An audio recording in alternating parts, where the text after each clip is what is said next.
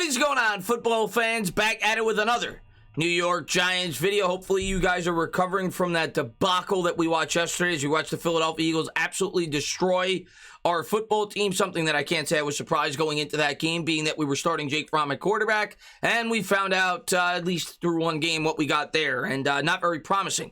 But in this video, we're going to talk about some rumors that came out today for the New York Giants regarding the inevitable, or at least some of you you don't want to commit to it quite yet. Maybe you want to say potential. I think it's inevitable GM search for this football team. I think within 2 weeks, you will see Dave Gettleman either retire or be fired from John Mara. Now, of course, reports have come out, like I talked about yesterday, that the Giants are looking to potentially keep Joe Judge and Daniel Jones, but I do think they will bring in a general manager, which is the question that a lot of fans ask when that came out.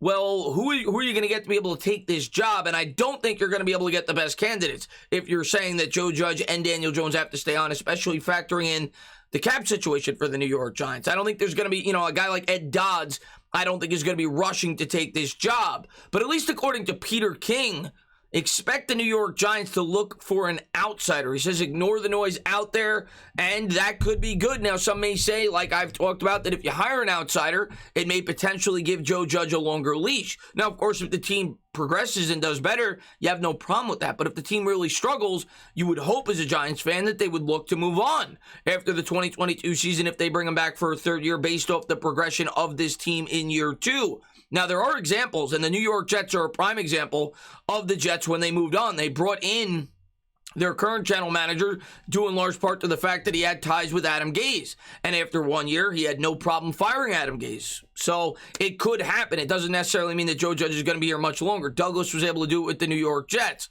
But let's jump into what Peter King had to say. Then I want to touch on an article about one of the potential candidates that at least came out today, according to Matt Lombardo, that the Giants may have some interest in. This coming out from NJ Advanced Media, and it was quoted from Peter King, who used to work for the Giants for years, goes all the way back to the Parcells days. NFL rumors. NFL Insider believes Giants' John Mara will choose an outsider for general manager. This then coming out here. So yes, King knows John Mara, and King, in most recent column for NBC Sports, says fans should not ignore rumors that the Giants could promote should ignore the rumors that the New York Giants could promote cap guru Kevin Abrams when they finally pack up Dave Gettleman's office and send him off to his retirement on Cape Cod, with all of the fan base of Nixon boarding the final helicopter on the White House lawn. Then he went on to say this. King, answering an email from a disgusted Giants fan, writes, I know John Mara, and I think he understands the depths of the issue.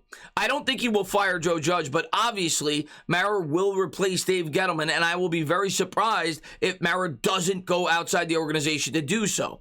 The Giants have a long way to go, which you know, and the only way to start the process is to have zero sacred cows. The cap is a mess, and there are so many needs. It won't get fixed overnight. They need a man who will value mid-round picks and who has the ability to turn around 3 through 6. I think he means third round through the 6th round into contributing, consistent players. And you'll get Matt Parrott, third round pick that a lot of us had a lot of high hopes for going into this year. There's a prime example of a guy that is not getting it done. He had a PFF grade yesterday of like 9.5.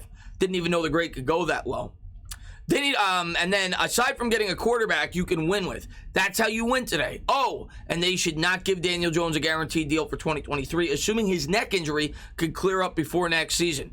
Jones should be playing for his Giants' future in 2022, and I think most people at this point in time definitely agree with that, especially when you factor in the injury concerns and the lack of growth in terms of a production standpoint this year with the New York Giants. Regardless of how much Joe Judge or the New York Giants might have felt that he has grown, it certainly has not been enough to warrant giving him a contract extension going into next year, if he indeed will be back with this football team. But it begs the question, if they are going from outside the organization, it's clearly obvious that you're going to be limiting your hiring potential, because not everybody that comes in is going to want to take the job being told who the head coach and the quarterback is going to be for their first year there. Can you bring in somebody? Absolutely. But you want to bring in the best possible GM candidate that you can. But let's talk about one of the general manager candidates that the New York Giants may consider, at least according to Matt Lombardo.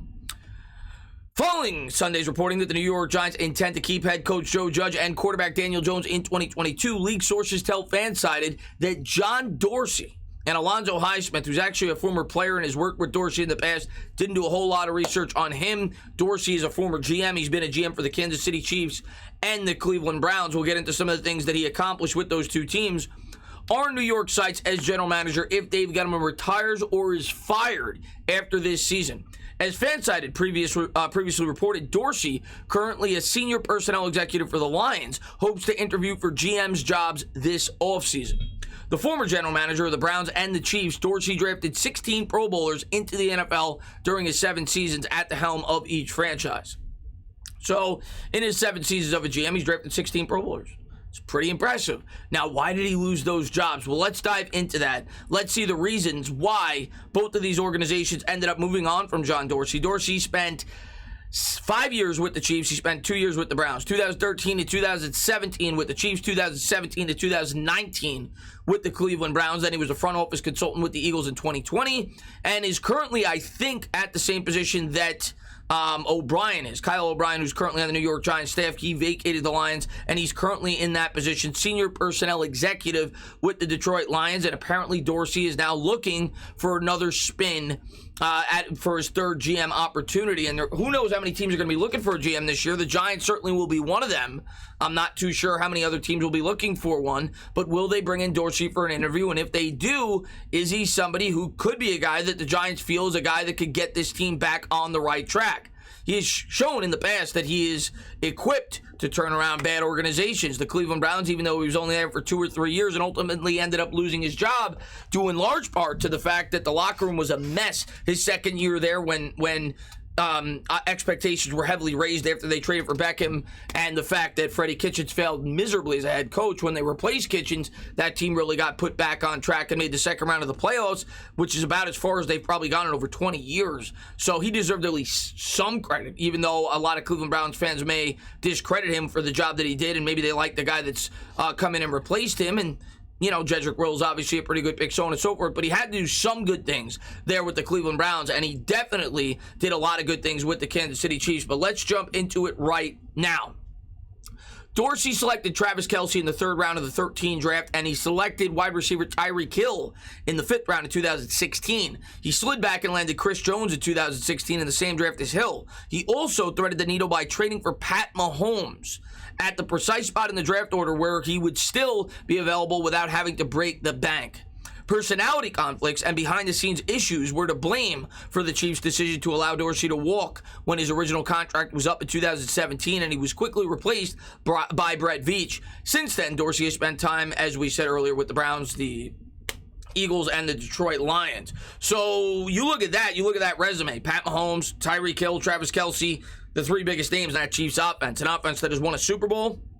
And obviously Andy Reid certainly didn't hurt. You know, I've said countless times, I think Andy Reid is arguably the best offensive mind in the sport. Sean McVay's certainly up there as well, but one of the better coaches I've ever seen in my lifetime. What he was able to do with some of those Philadelphia Eagles wide receiving cores still blows my mind. So that clearly assisted in some of the draft picks that he brought in. And the New York Giants definitely don't have an Andy Reid with this football team. But regardless, Dorsey definitely deserves some of the credit for some of the moves that he made with that Kansas City Chiefs football team. And obviously, similar to like a guy like Jim Harbaugh, it seems, did not get along with upper management, which is why they parted ways when the contract expired. Now we're going to talk about Cleveland, which was a much shorter stint. Took over for Cleveland after they went winless in 2017. Dorsey came to Cleveland in late 2017, just as the Browns were wrapping up the franchise's first ever winless season, and arrived to a treasure trove of assets stockpiled by former GM Sashi Brown. He spent those quickly without fear, acquiring key players like Jarvis Landry, Demarius Randall, and bridge quarterback Tyrod Taylor for mid-round selections and cast-offs such as Deshaun Kaiser.